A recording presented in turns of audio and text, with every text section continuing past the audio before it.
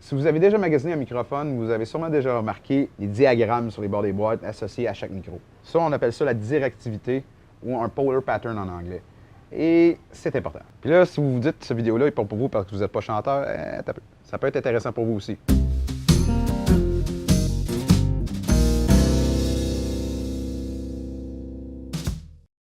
La directivité indique sa sensibilité selon la provenance du son par rapport à son axe. Ou, en termes pas mal plus simples, ça va t'indiquer le point où ce que le son est le mieux capté et le moins bien capté, tout dépendant de son pattern. Dans cette vidéo, on va couvrir 4 patterns, en commençant par les micros omnidirectionnels. Les micros omnidirectionnels captent de façon égale partout. Donc, que ce soit en avant du micro, en arrière du micro, à gauche, à droite, en haut, en bas. Donc, c'est très utile dans des endroits où le son est très contrôlé, comme des studios. Si vous voulez enregistrer l'ambiance d'une pièce, la réverbération d'une pièce, ou si vous voulez enregistrer une conversation autour d'une table, une entrevue, ça capte de façon sphérique et essentiellement également partout. Contrairement aux omnidirectionnels, les micros cardioïdes sont vraiment pratiques pour ceux qui ne veulent pas capter les ambiances de pièces, qui ne veulent pas capter les bruits d'ambiance. C'est un micro unidirectionnel, donc il y a un point vraiment très optimal. Les micros cardioïdes captent le mieux en avant et quand même bien ses côtés et de moins en moins plus que ça va vers l'arrière. Très populaire sur les stages où il y a beaucoup de volume, beaucoup d'instruments, très pratique pour ça. Aussi, c'est très pratique pour ceux qui veulent faire des entrevues dehors, faire des podcasts. Exemple, si on fait une entrevue et on ne veut pas entendre les chars qui passent en arrière de nous, un cardioïde, ça va être très pratique. Il y a un terme que vous allez voir quand même assez souvent quand on parle de micro, c'est l'angle d'acceptation, mais souvent vous allez voir en anglais, l'acceptance angle. Et ça, c'est l'angle d'ouverture qui est accepté. On parle de l'angle qu'on peut faire devant le micro avant que le signal se détériore. L'angle d'acceptation typique d'un cardioïde, c'est 120 degrés. Après ça, nous avons le hypercardioïde, qui est très semblable au cardioïde, mais capte encore moins sur les côtés.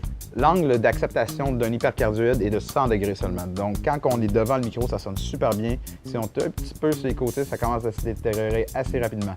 Par contre, l'avantage de ça, c'est que si on est dans un endroit où il y a un petit stage, où le volume est très fort et qu'on veut vraiment minimiser encore plus le bruit ambiant qui vient de ses côtés, l'hypercardioïde est très intéressant. Aussi, dans une situation comme un drummer qui fait des bacs vocales puis que les cymbales rentrent trop ses côtés dans le micro, un hypercardioïde est un très bon choix pour ça.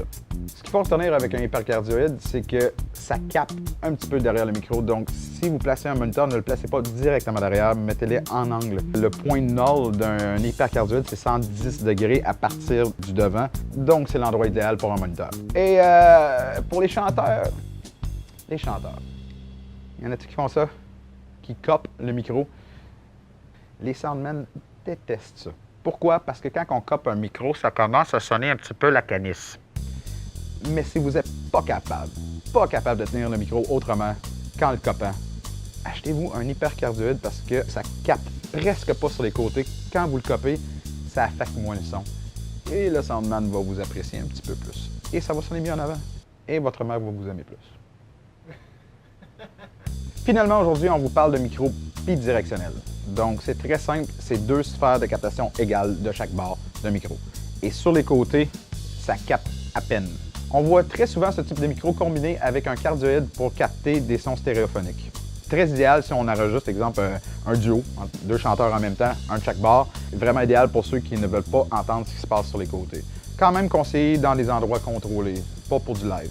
Il y a plusieurs autres patterns de directivité qu'on n'a pas adressés aujourd'hui, comme les supercardioïdes, les subcardioïdes et les canons, ou plus communément appelés le shotgun. Et il y a plusieurs personnes qui vont nous dire qu'on n'a pas adressé non plus la différence entre les micros dynamiques et les micros conversateurs. Il y a aussi les micros de piezo et plein d'autres types de micros qu'on utilise dans la musique, mais ceci n'est que le premier vidéo sur les micros qu'on va faire. D'ici ce temps-là, si vous avez des questions, vous pouvez venir nous visiter chez Denis Musique ou nous poser vos questions par email, par téléphone, sur les réseaux sociaux, dans la section commentaires. Et n'oubliez pas de visiter notre site denismusique.com.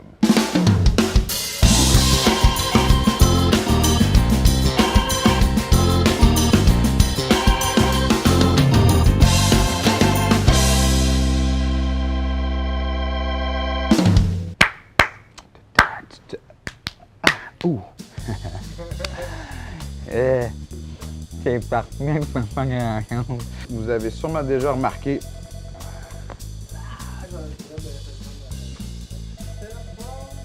Répondez au téléphone, s'il vous plaît! C'est stupide, ça, comme phrase.